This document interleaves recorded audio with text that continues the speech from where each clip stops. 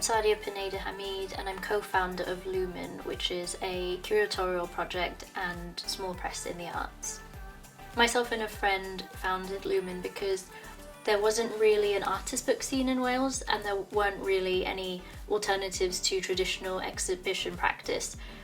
So we wanted to see that happen, and that's why we started up the project.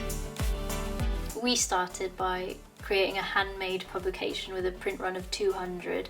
We made all the connections ourselves with every single artist that was in there, and we hand folded and stitched and bound every single copy of that book, which seems ridiculous in hindsight, but it's led us to so many amazing things where we're collaborating with most of the major visual arts institutions here, but keeping our full autonomy, and that's something that's really important to me.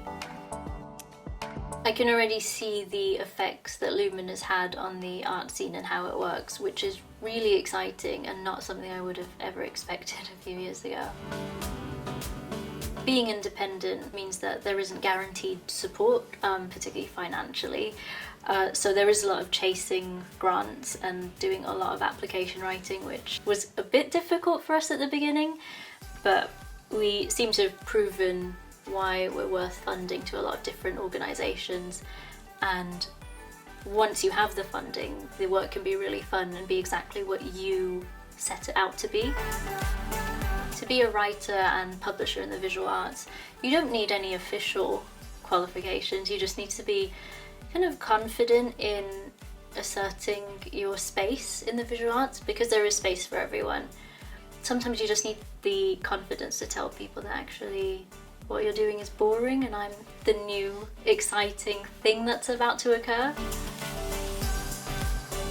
This role that I've kind of created for myself has been really freeing, where I can earn money, produce some really interesting things that are really shaping the arts in Wales, but also feel like an artist and be treated like one.